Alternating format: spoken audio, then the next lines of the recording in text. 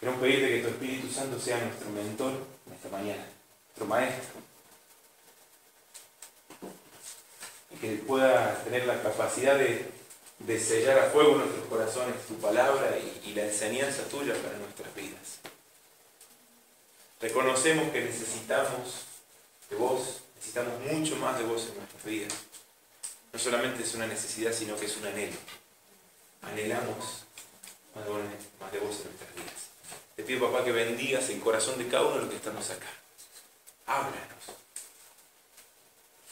Emite tu voz en nuestras vidas. Toca el corazón de cada uno de los que estamos en este lugar. Aún si estamos viendo pasajes que quizás ya conocemos, te pido que tu Espíritu Santo traiga la capacidad en cada uno de descubrir cosas nuevas. Trae revelación a nuestras vidas. Ilumínanos con tu palabra. Nos ponemos en tus manos en el nombre de Jesús. Amén. Amén. Ayer empezamos a aprender una declaración, ¿sí? La vamos a repetir ahora y quizás todos los días. Todas las Biblias en alto, Biblias arriba. Ahí va. Bien arriba, bien arriba. Yo te voy a contar que creo que estamos en tiempos de cambio, no hace falta que te lo diga, te das cuenta, tremendos. Tiempos críticos para la juventud cristiana de hoy. Ya lo vamos a ver quizás en el desarrollo de este mensaje. Biblias arriba, Vamos arriba, arriba acá. No vale hacer esto, ¿sí? No vale hacer esto. Aguanten un ratito ahí arriba. Bien. Guarda, ¿no? Que de acá sale un espadazo para allá. Bien arriba. Te cuento, hace unos meses atrás en un campamento de adolescentes en Buenos Aires, eran más o menos 120 adolescentes. Y quisimos arrancar con este ejercicio en la primera reunión y dijimos, bien, todas las Biblias arriba. No había ni una Biblia. No te exagero. Ni una Biblia. Casi lo bajo. ¿Te puede entrar eso en la cabeza? Pues sí, vamos a la reunión. O sea, voy a un campamento, supuestamente un retiro espiritual.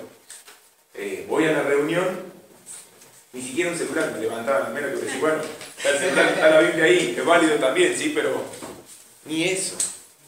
Ni eso. Estamos en tiempos críticos, muy críticos. Biblia arriba, ahí está. Acompáñame con esta declaración. Si no tenés Biblia, ¿sí? Si no tenés, agarrala del lado, acompañá y levantá la manita, ahí está, ¿sí? No digas esta es mi Biblia, ¿sí? Esta es su Biblia. Pero bueno, o va a ser mi Biblia. ¿Sí? Levantala. Después le tachoneé el nombre y le pones tu Biblia. Vamos, esta es mi Biblia. Soy todo lo que dice que soy. Tenés arriba un paréntesis. Ayer aprendimos una cosa que la Biblia declara de lo que somos, ¿sí? Que el Maestro nos llamó a ser como Él. La revuelves. Juan 14:12 dice Jesús, el que cree en mí, las cosas que yo hago hará, y aún mayores que estas. Impresionante. Impresionante. Estamos llamados a ser como Él. Vamos de vuelta. Soy todo lo que dice que soy. Tengo todo lo que dice que tengo. Y puedo hacer todo lo que dice que puedo hacer.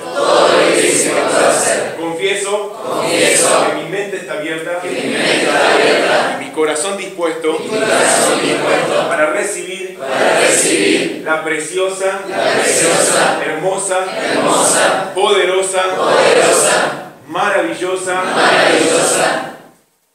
e indestructible semilla de la palabra de Dios. Nunca más seré igual. Nunca más.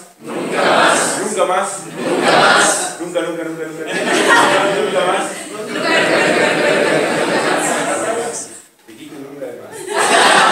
En el nombre de Jesús.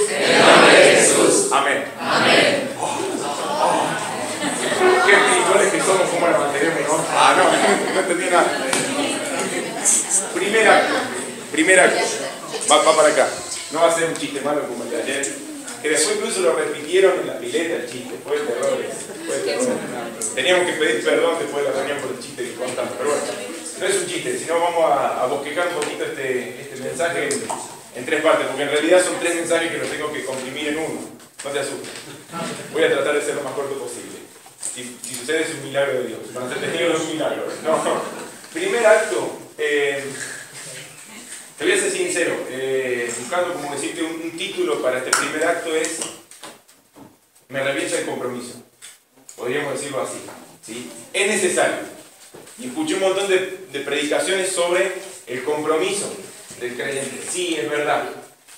Pero es horrible hacer las cosas por compromiso. ¿O no? Y mucho más lindo hacerlas por pasión. Yo con mi esposo tenemos casi 9 años, ¿no es cierto?, de casados, un David. Y vos imaginate que yo hoy a lo mejor, no sé, busco una flor, voy y se la entrego y se la doy y le digo, mira, te la doy porque tengo un compromiso con vos y tengo que darte una flor. Horrible, bueno, lo estoy haciendo algo, un acto que voy a decir, qué lindo, dando una flor, pero por puro compromiso. Qué distinto es que a lo mejor uno diga, bueno, no sé, corto la flor, me pincho todo con las espinas, todo sangrando. Llegás y te arrodillás y no sé, y le entregás la flor y decís, no sé, te amo más que el primer día que nos besamos. Y vos buscás algo así. Y lo haces por pasión. Ya suena distinto, ¿o no? Ya es diferente. ¿Cuándo? Me dice de eso. Pero bueno, es una forma de ilustrarte esto. El compromiso es necesario, es bueno, pero es mucho más lindo hacer las cosas por pasión. Porque el compromiso llega al estómago, la pasión llega al corazón. Hay un cuadro en Lucas capítulo 7, ¿sí? Si quieren buscarlo, quieren medianamente repasarlo, ya ubicarlo en su Biblia. Si me detengo a leerlo, quiero entrar a otro pasaje, ¿sí? Quiero leer otro pasaje, pero por lo menos para que lo puedan ver, va a servir dentro del mensaje del que estamos hablando. Del 7:36 en adelante cuenta un momento en la vida de Jesús en la que hay un fariseo llamado Simón que lo invita a Jesús a cenar a su casa, ¿sí? Porque quería agasajarlo, porque Jesús era el fenómeno del momento, porque quería tenerlo en su casa, no sabemos, lo invitó a comer en su casa.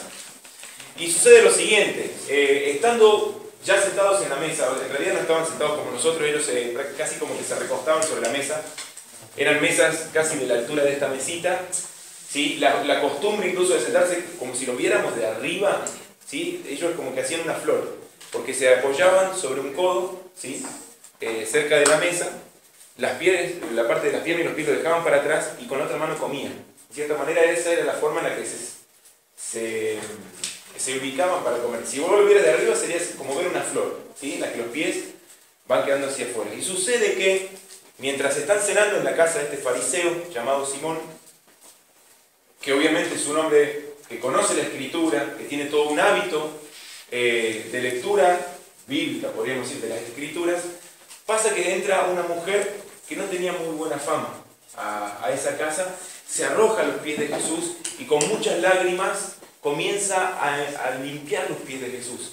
La Biblia dice que ella con sus lágrimas mojaba los pies y con los cabellos de ella se los iba secando. Yo no sé si es un cuadro muy agradable, ¿sí? No parece ser algo muy lindo. Es más, en alguna iglesia alguna vez he visto representar esta obra. Sí, es bíblico, todo, ¿viste? Pero, no sé, preferimos la del corderito, no sé, cualquier otra, pero no es muy agradable lo que uno ve.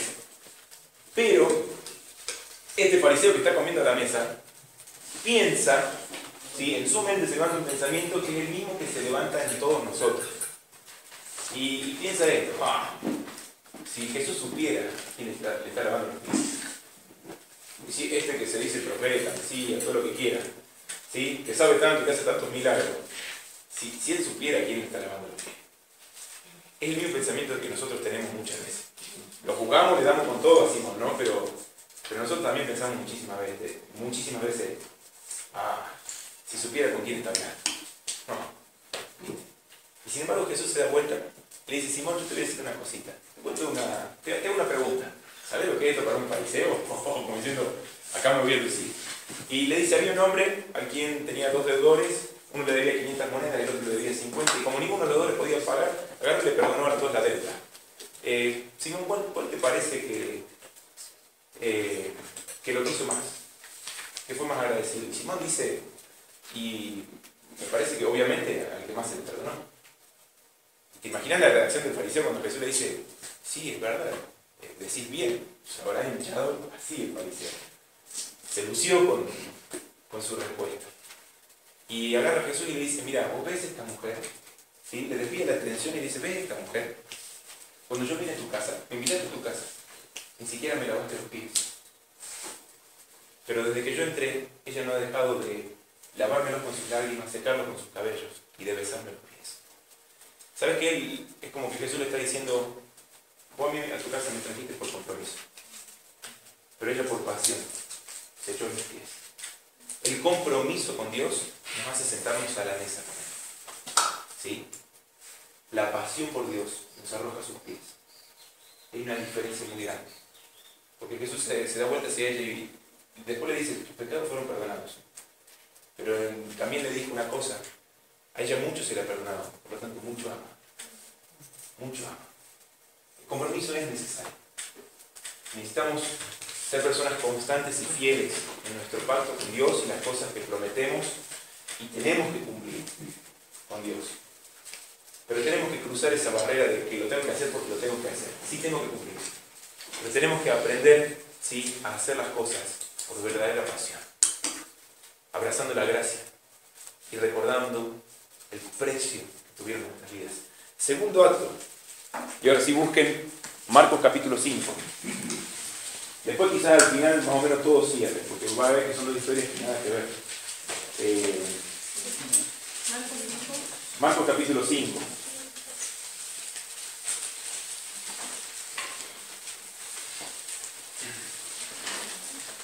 Versículo 21.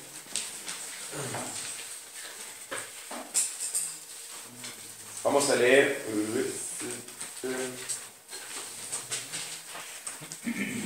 hasta el 34. Hasta el 34. Yo sé que es un pasaje muy conocido, ¿sí? Son dos historias que están íntimamente ligadas, pero nos vamos a detener de lleno en la primera historia que está narrada en este pasaje. 5:21 dice lo siguiente: después de que Jesús regresó en la barca al otro lado del lago, se reunió alrededor de él una gran multitud, por lo que él se quedó en la orilla. Llegó entonces uno de los jefes de la sinagoga llamado Jairo, y al ver a Jesús se arrojó a sus pies, suplicándole con insistencia: mi hijita se está muriendo, ven y pon tus manos sobre ella, para que se sane y viva. Y Jesús se fue con él, y lo seguía una gran multitud, la cual lo apretujaba. Y había entre la gente una mujer que hacía 12 años padecía de hemorragias. Había sufrido mucho a mano de varios médicos, porque todavía no había el liquecito. Y se había gastado todo lo que tenía sin que le hubiera servido de nada, pues en vez de mejorar, iba de mal en peor. Y cuando oyó hablar de Jesús, se le acercó por detrás entre la gente y le tocó el manto. Y pensaba: si logro tocar siquiera su ropa, quedaré sana. Y al instante cesó su hemorragia y se dio cuenta de que su cuerpo había quedado libre de esa aflicción. Y al momento Jesús se dio cuenta de que de él había salido poder, así que se volvió a la gente y le preguntó: ¿quién me ha tocado la ropa? ¿Ves que la gente te apretuja? Le contestaron sus discípulos. Y aún así preguntas: ¿quién me ha tocado? Pero Jesús seguía mirando a su alrededor para ver quién lo había hecho. Y la mujer, sabiendo lo que había sucedido, se acercó temblando de miedo y arrojándose a sus pies, le confesó toda la verdad. 34 dice: hija, tu fe te ha sanado. Vete en paz y queda sana de tu aflicción. Todavía estaba hablando Jesús cuando llegaron... ya ahí entré a la otra parte de la historia. Paramos acá.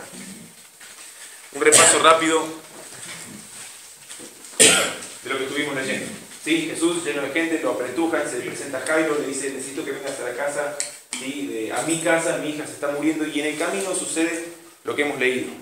Una mujer desesperada por algo que ella necesitaba en su vida. Específicamente era la sanidad, ¿sí? Ella estaba necesitando ser sanada de una aflicción que tenía, de una hemorragia de hacía muchos años. O sea, había algo que realmente cargaba y pesaba muchísimo en su vida. Vos sabés que cuando uno está por muchos años necesitando algo, después toda tu vida termina girando alrededor de eso, ¿sí? Toda tu vida está condicionada por eso. Imagínate la aflicción en la que vivía esta mujer. Más allá de que por la enfermedad que tenía era considerada inmunda a la sociedad. No podía tocar a otras personas. Es tristísimo el cuadro de ella. Ahora, lo que a mí me llamó la atención hace un tiempo atrás era esto. Teniendo la oportunidad, está Jesús. Vos tratás de alguna forma de ponerte de alguna manera en los pies de ella. Está Jesús pasando. Tienes la oportunidad de llegar hasta Él. Y le toca solamente el borde del manto. ¿No te imaginaste en el momento a lo mejor que uno llegue al cielo y decís, cuando estemos cara a cara con Él? Yo con todo el temor, la reverencia, voy a hacer el intento de colgarme del cuello, ¿sí? Y dar un fuerte abrazo. Un muy fuerte abrazo. Teniendo la oportunidad, teniéndolo ahí, ¿por qué tocar el borde del manto? Y no tocarlo a Él. ¿Qué les parece? Porque se sentía indigna. Porque se sentía indigna. Bien. Humildad. Temor, perdón. Miedo, temor. Entendiéndolo por la reverencia, sí. Sí, bien. Y terror también. ¿Sí? Por acá me dijeron mismo, ¿no? Puse una voz bien. Porque ella creía que le cansaba con solo tocar ahí. Por su hábito, de saber que era enferma y nunca podía tocar a nadie. Sabía perfectamente quién era. Sabía perfectamente quién era, porque le creía que era suficiente con tocar la ropa Porque era un hábito, ya no sabía que no podía tocar a la gente. Mira, nunca me habían hecho esa respuesta. Porque era simplemente un hábito que ella tenía, que no podía tocar la gente. Buena observación también. ¿Qué más? La gente le desechaba, o sea, como que se alejaba de ella. Claro, porque ella no tenía como acceso más que eso. No tenía acceso más que eso. Aunque el mismo entorno le estaba como... Aunque no se sentía merecedora, aunque la gente lo está pretujando a Jesús, ¿sí? Están todos ahí haciendo ese abrazo comunitario, están todos ahí apretados. Ahora, tocó a mucha gente, porque para llegar al Señor tuvo que haber tocado un montón. O sea, si la descubrían, la lapidaban. Era la costumbre judía, ¿viste? Simplemente la sacaban a un pequeño valle y todos la rodeaban y la sepultaban a piedrazos. Eran re amorosos. 3 piedritas por 10 pesos vendían, ¿viste? Así, los puestitos de venta de piedra tenían. La iban a liquidar si la identificaban. O sea, había tocado a mucha gente. Esta era la oportunidad de tocarlo a Jesús, de palparlo. ¡Qué envidia! ¡Qué envidia! De tener la máquina del tiempo, todos viajaríamos casi 2000 años atrás, creo. Si alguien me dice yo viajaría 500 años a conocer a Cristóbal Colón, no entendió nada, ¿sí? No entendió nada. Todos vivíamos al tiempo del Señor, seguramente. Ahora, ella toca el borde del manto. Hay algo, como hablamos quizás ayer, esto es una mantita de mi casa, es un manto judío, ¿no? Pero, y puede estar sucia porque lo estoy usando estos días acá para taparme los pies. Así puede tener ¿sí? Ahí está. No se van a olvidar de la predica por lo ridículo que se hace. Pero bueno, Jesús tenía el típico manto rabínico, ¿sí? Que se usaba en la época, que todo rabino usaba. Ahora, hay muchas referencias en la Biblia respecto al manto. ¿Te acuerdas que ayer hablábamos? Hay algo más en esas palabras, ven, sígueme. ¿Sí? Hay mucho más que está detrás que uno tiene que, de alguna forma, empezar a hurgar, escarbar y cuando vos empezás a entender parte del verdadero significado, viste que te abre la cabeza un montón y comprender la reacción de ellos y lo que hicieron y nosotros haríamos lo mismo. Ahora, para entender por qué ella toca el borde del manto y no lo toca el Señor, porque yo muchas veces pensé como que suena místico esto, ¿o no? Suena como decir a tocar el borde de las vestiduras, como si hubiera algo que fuera mágico en el manto, si lo estuviera idolatrando al manto, o el manto tuviera más poder que el Señor. Pareciera eso, ¿sí? O el manto era como la capa de Superman, que es donde reside el poder, y no es así. No es que ella está mirando más al manto que al que porta el manto. Pero acompáñame a un pasaje de Números. Salud. Números 15. Voy a tratar de rápido este ejemplo porque da un calor terrible, hermano. Te voy a aceptar un mate cuando se pueda. Sí, dale. Mientras buscan... Uy, perdón. Qué mal. Número 15. Está rico, hermano. ¿Tienen el 37? Oh, gracias.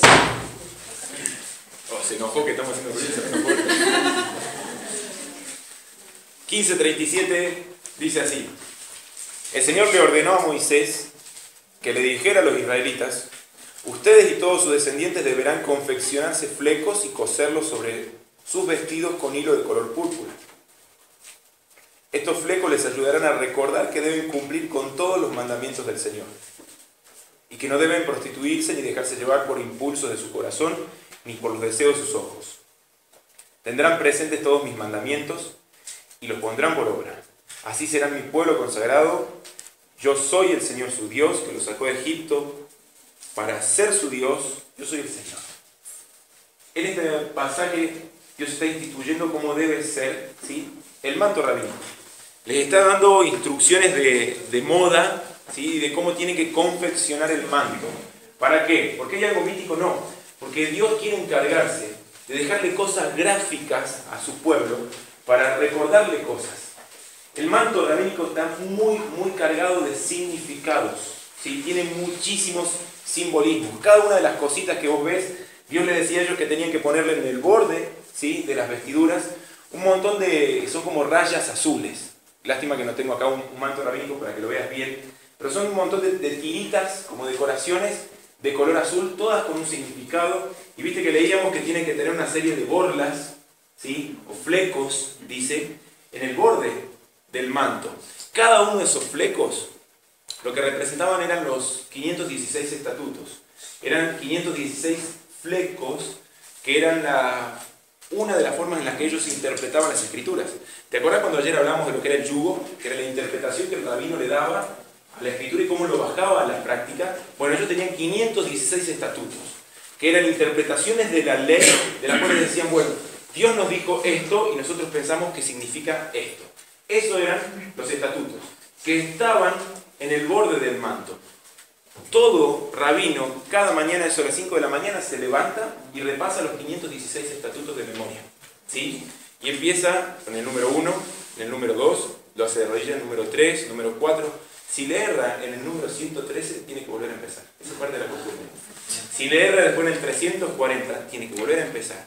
Decirlos todos de corrido, perdón, me alejo un poco. Estoy escupiendo mucho. Decirlos todos de corrido, perdón. Está con los ojitos así, ¿viste? Le lleva aproximadamente 4 horas y media, todos los días. El borde, ¿sí?, del manto, incluso Dios le dijo, ¿sí?, no solamente que tenían que estar los flecos, sino que básicamente el manto representa la ley de Dios, representa la palabra de Dios, ¿sí? Dios quería de alguna manera dejar algo gráfico que representara su palabra y que cubriera a las personas. ¿Viste que dice la Biblia? El que habita al abrigo del Altísimo morará bajo la sombra del Omnipotente. O sea, aquel que vive cubierto por la palabra de Dios mora bajo la sombra del Omnipotente, ¿sí? Incluso tenía, el manto se llamaba talit, ¿sí? En hebreo, la palabra de manto era talit. ¿Cómo era? Talit. Síganme un ratito más, ¿sí? Se llamaba talit. Tenía en cada una de las puntas, ¿sí?, 2 hilos un poquito más largos, con 5 nudos, que se llamaban tzitzit. ¿Cómo era? Tzitzit. Muy bien. Un hebreo impresionante. ¿Sabes que cada uno de esos 5 nudos representaban los primeros 5 libros de la Biblia? Lo que ellos le decían la Torá, que ayer dijimos que es el Pentateuco. Al momento de orar, ¿sí?, lo que todo rabino hacía al momento de orar, se enroscaba el tzitzit entre sus manos, de manera que él, representando esto, que estamos orando cubiertos y enredados con la palabra de Dios. ¿Se entiende? No solamente estoy cubierto, sino que estoy enredado, mi vida está entrelazada con la ley de Dios. Cuando Jesús, por ejemplo, dice, cuando ustedes vayan a orar, que le está enseñando a Pedro y a los discípulos, viste que dice, cada uno se va a su habitación y ore a Dios en lo secreto. En los tiempos judíos nadie tenía su habitación propia, ni privada. Pero parte de la costumbre cuando vos entrabas al templo era verlos muchas veces a muchos rabinos, ¿sí?, orar de pie para que todos los vieran. Y en cierta manera lo que se cree que Jesús dijo es esto: cada uno se va a su habitación, ¿sí?, a su lugar, cubierto por la palabra de Dios, y ora a Dios en lo secreto. Esa es un poco la idea de lo que Jesús está transmitiendo cuando da este consejo. Oren cubiertos por la palabra de Dios. Hay un libro ahora que está bastante bueno, que está dando vuelta, y es Orando la palabra de Dios. No recuerdo quién es el que lo escribe, pero en cierta manera es como que nos empieza a recordar, ¿sí?, que hemos perdido el momento de orar nosotros, el citar la palabra. No es que le tenemos que decir a Dios su palabra, ojo, Dios lo sabe, pero es aprender a recordar las promesas y a orar, ¿sí?, acorde a la palabra de Dios. Viste que muchas veces en Santiago dice: pedimos y no recibimos porque pedimos mal para gastar en nuestros propios deleites, ¿sí? Y también no recibimos porque no pedimos, dice previamente. Ahora, estamos orando mal. ¿Cómo empiezo yo a orar bien? Es estando cubierto con la palabra de Dios. Ahí me empiezo a sintonizar con lo que Dios quiere para mi vida. Cuando empiezo a estar cubierto por la palabra de Dios. Ahora, quiero avanzar un poquito más y no desviarme tanto del tema. Y decir, ¿qué tiene que ver todavía esto con la mujer tocando el borde del manto? Una cosa más sobre el manto. El borde, los judíos lo llamaban las alas, ¿sí? Los bordes del manto eran conocidos como las alas del manto. Si yo camino un poquito, ves que algo se mueve, ¿sí? Esto era conocido como las alas del manto, que representaban la palabra de Dios. Un pasaje más en Malaquías capítulo 4, el que lo tenga en Reina Valera. ¿Alguien tiene Reina Valera? Me lo lee bien fuerte, 4.2, Malaquías 4.2.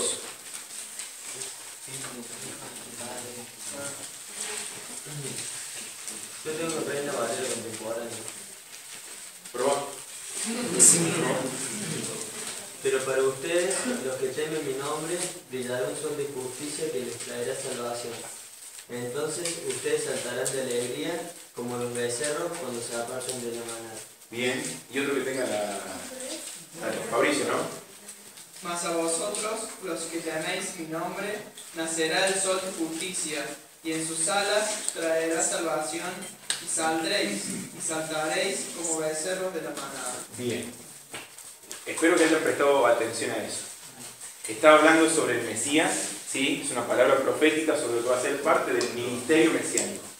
Y dice a ustedes, ¿sí?, los que teméis, ¿dónde traerá salvación el Mesías?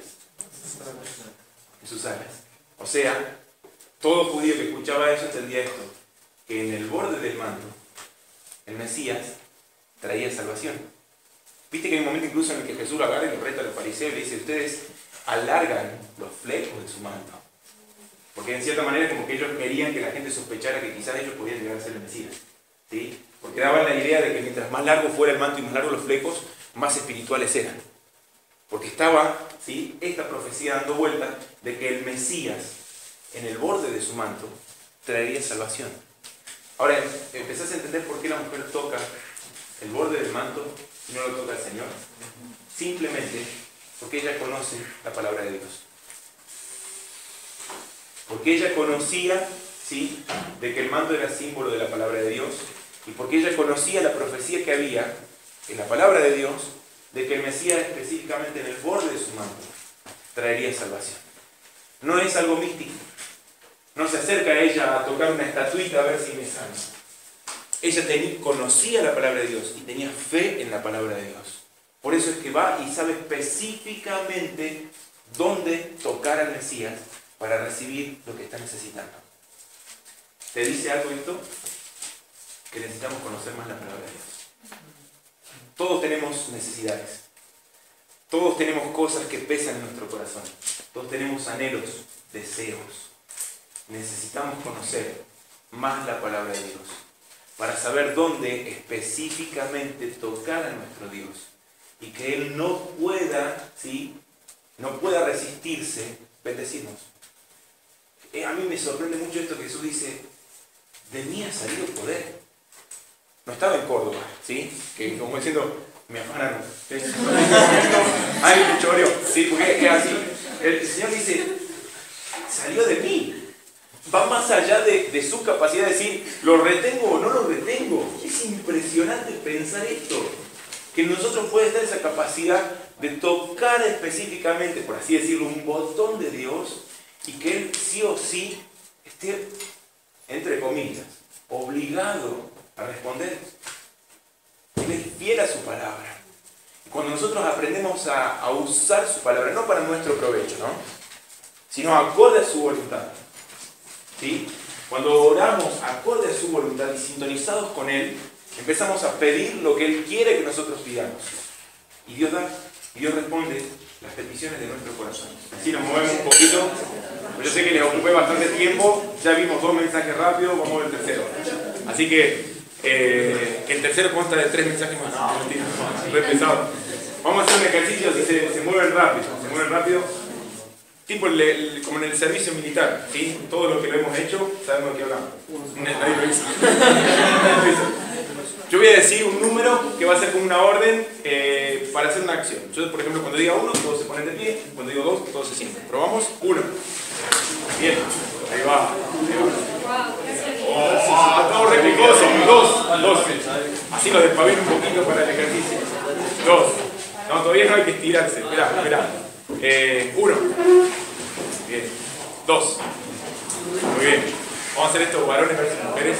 ¿Sí? Varones versus mujeres. 1. Bien. 2. Bien. Bueno. El número 3. Se van a sacar las ganas, ¿sí? Pueden pecar de bronca si quieren, de ira, todo lo que quieran, pero a la izquierda o a la derecha, a quien más bronca le tenga, como quieran, le van a gritar su nombre. ¿Sí? ¿Se dan cuenta? No, yo me doy vuelta y digo, ¡Nico! Así, por ejemplo. ¿Está? ¿Sí? Ese es el número. Vamos. 1. Eso, bien. 3. 2. Escuché mi nombre por todos lados. Se escuchó.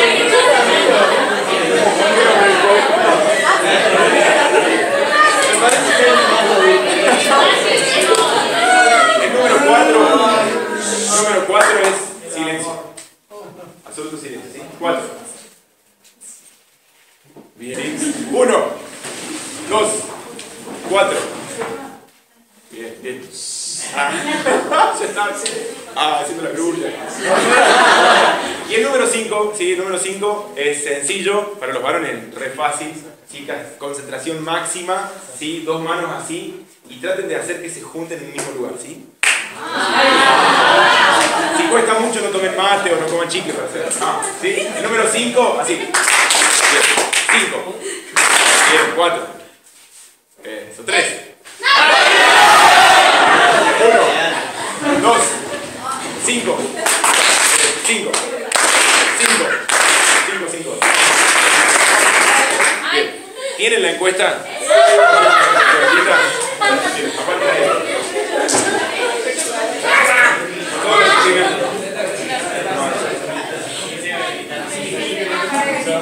No le pongan nombre, ¿sí? No le pongan nombre porque después cuando termine yo se las voy a pedir, ¿sí? Esta encuestita yo la voy a retirar, me la dan a mi compañera Celeste, se la dejan a Debbie o a Vicky.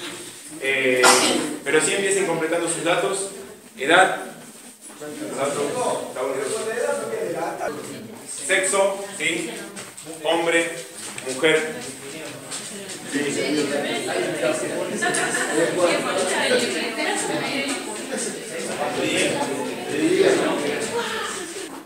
Y lo que vamos a hacer es la siguiente actividad. Son 2 consignas en sí. A ver, 1, 2, no, en realidad son 3. Te digo, más o menos llevamos, yo creo que con la encuesta de hoy podemos estar pisando aproximadamente unas 3.000 jóvenes encuestados de más que todo nuestro país. Nos permitió mucho a través de esta encuesta, en cierta manera, empezar a tomar un poquito el pulso de la juventud cristiana. ¿Sí? Lo hemos hecho encuestando iglesias, en campamentos que hemos estado, compartiendo con jóvenes y adolescentes. Por eso es que pongo el tema de edad, porque nos sirve a veces para discriminar un poco la información y ser un poco más ordenado al momento de obtener resultados. Lo que van a hacer es lo siguiente. En la columna número, la más grande, la que dice actividad, dame un clic. Otro más. Aguántalo ahí. La primera consigna es la siguiente. Ordena la siguiente lista según lo que creas más importante. Leo la lista y después me hacen preguntas. Amigos, higiene, dormir, oración, alimento, ministerio, música, WhatsApp, Biblia, familia, estudio, Facebook, ejercicio, trono blanco, TV y trabajo. Una serie de palabras, algunas son acciones y otras cosas más que nosotros hacemos. Podría haber muchas más, ¿sí? Pero por ahí, para no hacerlo tan extendido y tan largo el ejercicio, es algo sencillo que a nosotros te va a servir. Vos hacerme caso, seguime un ratito, participá con esta encuesta. Con 2 minutos estamos.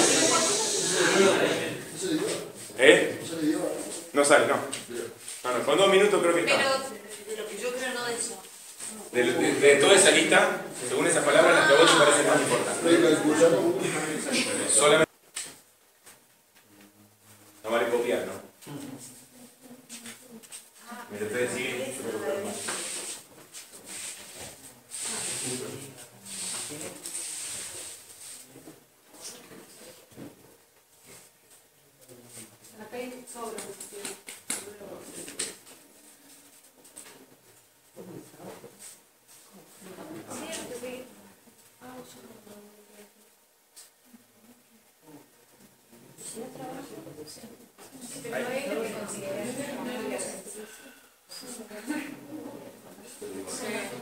¿Listo ya?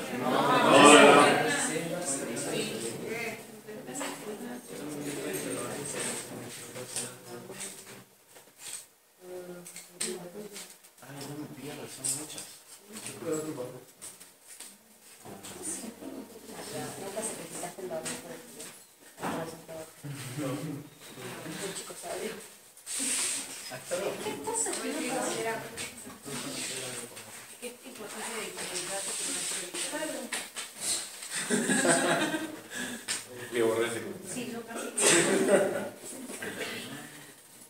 Si alguien terminó, ¿quiere levantar la hojita? Son 16 justo. Ah, solito así. Son 16 justo. Ahí 16, ¿no? 2, 4, 6, 8, 16. Puedo ir poniéndolo.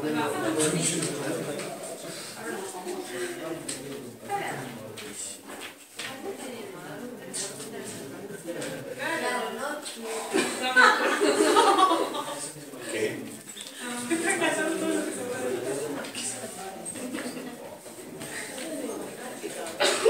No, bueno. ¿Listo? No. No, señor, no, señor. Ah.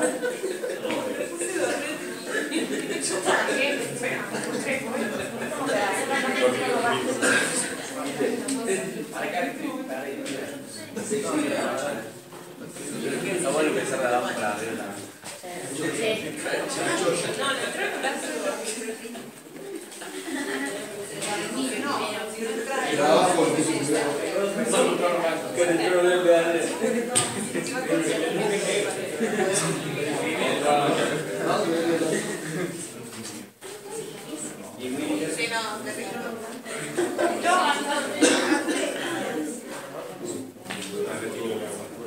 Bueno, vamos con la segunda. La segunda es un poquito más rápida.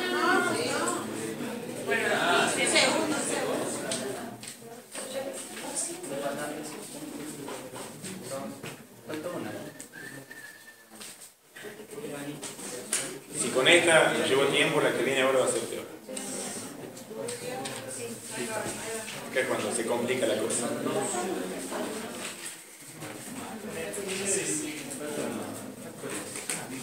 Pero sé que son todos muy inteligentes. Hacerle un clic más. Así no avanzamos. La siguiente consigna dice así. En la siguiente columna, ¿sí? La siguiente columna, presten atención, dice lo siguiente. Anota el tiempo estimativo que le dedicas a cada actividad. ¿En horas? Horas, minutos, en lo posible. Porque hay actividades que no las hacen todos los días. ¿Sí? Aseo, por ejemplo. Higiene. Hay actividades que no se hacen todos los días.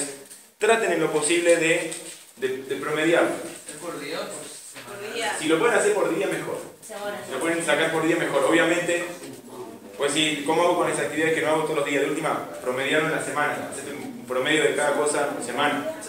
Yo sé que su mente le da para hacer una regla de 3 simple rápida en la cabeza, así. No, re complicado. Cuando voy al heladero y levanto la cámara. Tiene que estudiar No, regularmente. Acá hay una buena observación. Buena observación, por ejemplo, estudio actualmente, no estamos haciendo nada, ¿sí? Pero regularmente, sí, algo que veo día, bueno, un día normal mío durante el año.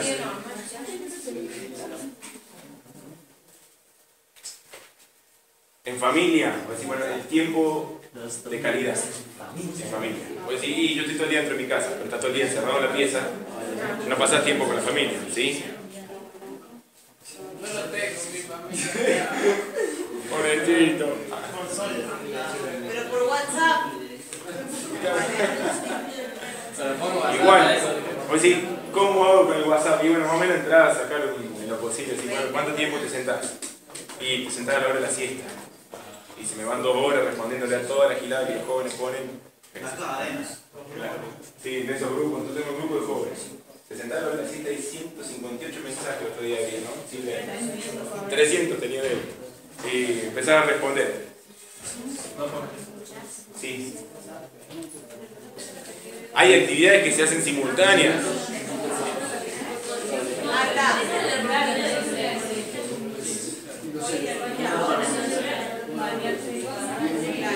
Claro. Sí. Ven tranquilo. Ahí nos paramos. Che, ya terminaste.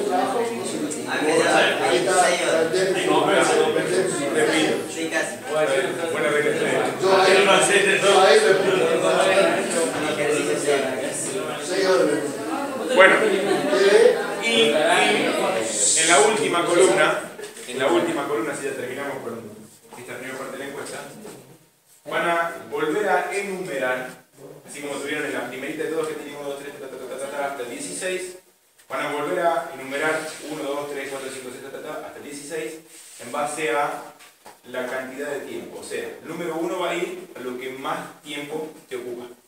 Y así sucesivamente. ¿Está? Nico, ¿Sí? bueno, ¿cómo ponemos? Bien, buena observación, ya va.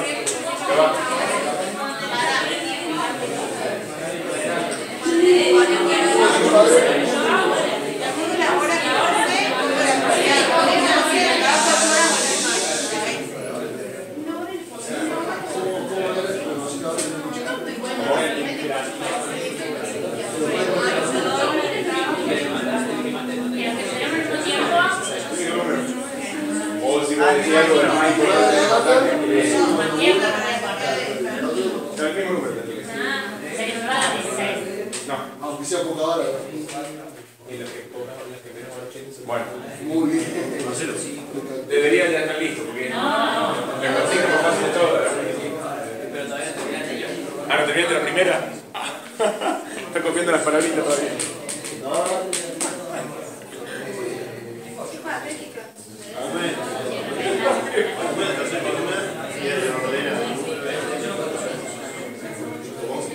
Sí,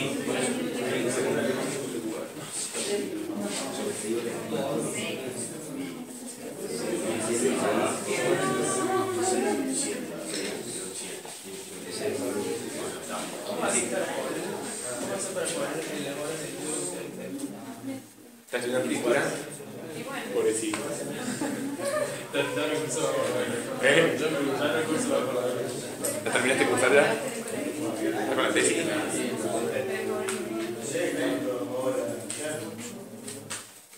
Bueno, está listo, ¿no es cierto? Bajan la lapicera, así como en la escuela, ¿ves? Dejan de escribir, agarran la hoja. ¿Sí? Tienen que hacer, ¿cómo es tu nombre? Anita, lo que está haciendo Anita, que terminó en cierta manera, ¿sí? Como si fuera un espejito, pone la hoja así y empieza a mirarse en esta hojita. ¿Sí? En lo posible que vayas mirando, tratar de ir sacando conclusiones. Yo le digo, cuando hablábamos por teléfono con Marco me dijo, van a conocer un grupo que son muy inteligentes. No les exagero, me dijo eso Marco. Entonces, yo sé que van a tener la capacidad de sacar conclusiones en base a lo que ahora están empezando a ver. ¿Sí? Así cuando vos lo mirás.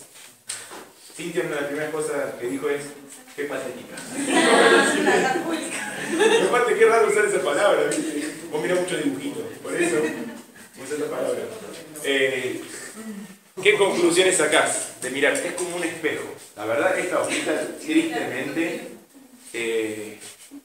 quizá una de las primeras o conclusiones un tanto arrebatadas, podríamos decir, sería que es una hojita de nuestras prioridades, ¿sí? Que refleja nuestras prioridades. Una cosa es lo que nosotros decimos, muy distinta es lo que hacemos, ¿sí? Típica frase, del dicho al hecho hay un largo trecho. Para que veas que conocemos esta hojita, generalmente cuando vos sumás todas las horitas del día, a la mayoría, o sea, hay un promedio de 42 horas. La mayoría decimos, bueno, tenemos un día de 42 horas. Ahí ya, con los primeros resultados o observaciones te das cuenta que es muy relativa, ¿sí? Es muy relativa los resultados que nos arrojan. Ahora, seguime un ratito, o se te superponen actividades. Seguime un ratito con lo siguiente.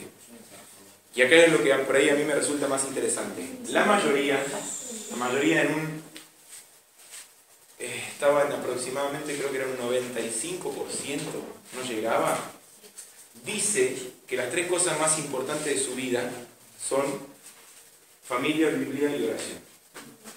La mayoría de todas las encuestitas que tenemos en casa, en estos casi 3.000 encuestados, dicen que en diferente orden, pero generalmente en esta columna grande de actividades, las primeras tres palabras que generalmente aparecen es Biblia, oración, familia, oración, Biblia, así en diferente orden aparecen esas tres palabras. Y generalmente en los últimos lugares, por lo general en los últimos dos lugares, suelen aparecer cosas como era trono blanco y higiene. O sea, es rarísimo esto. Es rarísimo. Pero bueno,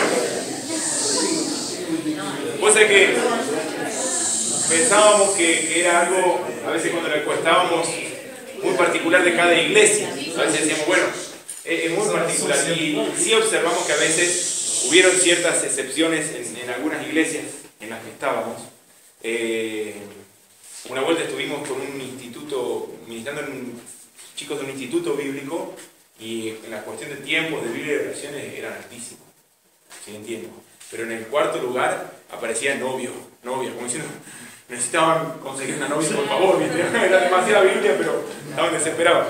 Pero generalmente en los últimos lugares que a nosotros nos llamó la atención, ¿sí? Una común entre el 15 y 16 es el trono blanco, salvo alguna excepción cada tanto. ¿Sí? Es necesario, pero lo entendemos como que sí, es algo muy necesario en nuestra vida, pero no es algo que yo digo lo más importante de mi vida. Todas las otras cosas las consideramos más importantes. Ahora, hacerle un clic más, creo que son dos en realidad. Yo lo que hacemos es lo siguiente, aguántame ahí. Hicimos una planillita de Excel, llego a casa y lo que hacemos es procesar los datos, ¿sí?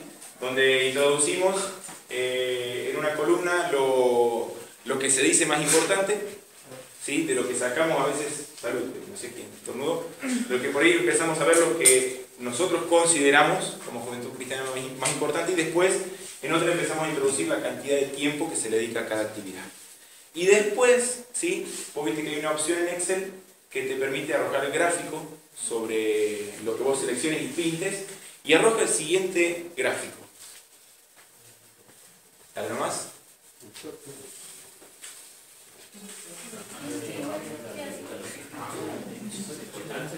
Sí, creo que se llama, no es un histograma, este es un gráfico de torta, ¿sí? ¿Y a qué promedio de edad? Promedio es 23 años. Sí. Septiembre.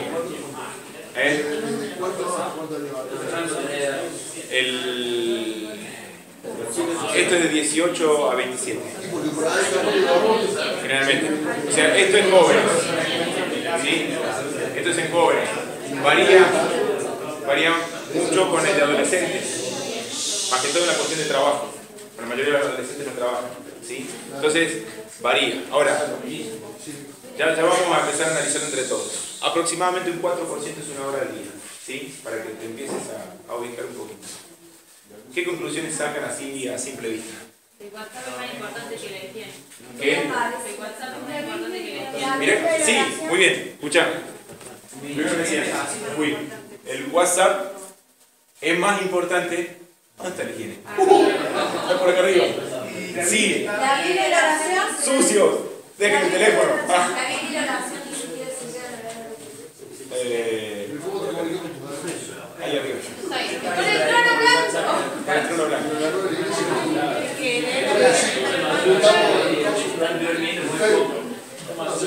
Hay una observación muy interesante. ¿Cómo es tu nombre? Estefano, hacía hace un ratito atrás. Ya cuando miraba, como buen estudiante de ingeniería, me estaba mirando la planilla. ¿Qué es lo que me habías dicho antes? Que no se puede tomar en cuenta esto, el orden de importancia, porque obviamente uno tiene que dormir 8 o 9 horas al día. Claro, obviamente, es necesario, ¿sí? Y está bien, y no es pecado que duermas 8, 9, 10 horas, por así decirlo, al día, pero por lo menos lo mismo, que duermas 8 horas y digas, bueno, y leo 1 hora, oh, qué pecador, duerme más de lo que lee. No, es necesario. El trabajo es más importante que la familia, no hay trabajo de 4 horas. El trabajo es mayor que familia. Mirá qué buena observación. ¿Dónde está? Trabajo, ¿sí? Trabajo, ¿sí? Supuestamente pareciera ser más importante que la familia, pero es por la cantidad de tiempo que se le dedica. Y vos decís, no, en realidad para mí es más importante pasar tiempo con la familia que trabajar, pero es necesario. No, y que tienes son 15 minutos que te bañas y el WhatsApp estás todo el día con el... Sí. Sí. Es muy relativa la encuesta, pero a mí lo que me llamó la atención, las primeras veces que lo hacíamos y después encontramos que ha sido una constante en prácticamente todos los grupos, puede ser la excepción hoy acá, y lo que nos preocupó no es que los jóvenes dicen que duermen supuestamente 5 horas al día, mentira, pero ponerle que lo que más tiempo te ocupa es dormir y después trabajar. Algo que empezamos a ver que nos llama la atención es el estudio. Y ahí entendés a lo mejor por qué nos llevamos tanta materia. O por qué hay tanto problema. Porque pasamos más tiempo en Facebook, ¿sí? Y con el teléfono que estudiando. O sea, seguramente todos entendemos que sí es más importante el estudio que pasar un ratito que responder un mensaje de WhatsApp. Pero una cosa es lo que nosotros decimos, otra cosa es lo que hacemos. Y lo que realmente nos sorprendió muchísimo es que la mayoría, el 95% dice que las cosas más importantes de su vida son supuestamente la Biblia, la oración y la familia. Y son las cosas a las que menos tiempo le dedicamos. Esa es la triste realidad de la juventud cristiana de hoy. Decimos conocer a Jesús, pero no pasamos tiempo con Él. Estamos en un recital y al Señor le estamos cantando y saltando y te amo, te quiero servir. Pero paso más tiempo en Facebook leyendo lo que otros publican antes que meterme en el Facebook de la Biblia y ver lo que Dios ya publicó para mí. ¿Se entiende? Esta es la triste realidad de la juventud cristiana de hoy de nuestro país, no sé de otros lugares. Una vez hicimos esta encuesta en Chile, y había peruanos, había de otros lados, pensando que a lo mejor no había títulos, igual. Varían muy poquito, pero te puedo asegurar que varían por centésima a veces los resultados. Y lo que nos llamó la atención es que, por lo menos en el último lugar, está el trono blanco. Y acá aparece, sí, en el último lugar. Pero ahí nomás, que no se llega a entender, ahí arriba entre todo eso borroneado, así tal cual lo arroja la computadora, ¿no? Así lo tira, aparece Biblia y oración. Compiten por el inodoro. Cuando armábamos este mensaje, quizás del tercer acto, si le tenemos que poner un título, a lo mejor decíamos la oración, bendición colateral, a los Schwarzenegger, así, ¿no? Y después de ver los resultados, llegamos a la conclusión es el Dios del trono blanco. Y no por lo que dice Apocalipsis 20, sino porque vivimos, con todo respeto, un Dios de inodoro. Ese es, por lo general, el Dios que nosotros vivimos. Porque le dedicamos a Dios casi el mismo tiempo que le dedicamos al inodoro. Yo puedo decirle a Dios que lo amo, que lo quiero un montón, ¿sí? Pero viste esa típica frase, en la cancha se ven los pingos, ¿sí? Con mis acciones yo voy a demostrar también el amor. Y si realmente lo amo a Dios. No lo conocemos. Es la triste realidad. Cantamos muchísimo a Él y nos emocionamos un montón al cantar, pero no pasamos tiempo con Él. ¿De qué otra forma vos podés conocer a un amigo si no pasas tiempo con tu amigo? Si no hay verdadera intimidad con tu amigo, ¿cómo lo vas a conocer? Lo mismo pasa con el Señor. Vos sabés que los resultados dan de Biblia un 1,12. ¿Sí? Esta encuesta ahí está lo redondeó al 1 la máquina. Biblia el 1,12, lo que son apenas un poquito más de 15 minutos al día. Y oración está en el 0,92. 0,92. Y trono blanco en el 0,88 creo que. Está en el último lugar. Menos mal. Menos mal. Yo no te vengo a decir que está mal que duermas. Y está mal que tengas, obviamente, a lo mejor el número 1 en dormir. No, está bien, es necesario. Hay que dormir, hay que trabajar. Son las dos, son cosas espirituales. Dormir y trabajar también son cosas espirituales. Y no estoy diciendo que se vayan a dormir, no. Ni que duerman ahora, tampoco. No está mal eso. Estudiar es algo espiritual. O sea, cuando uno lo hace para la gloria de Dios, está transformando eso en un servicio a Dios. ¿Sí? Todo es espiritual. Cuando lo hacemos para el Señor y en su nombre. Ahora, no está mal todo eso.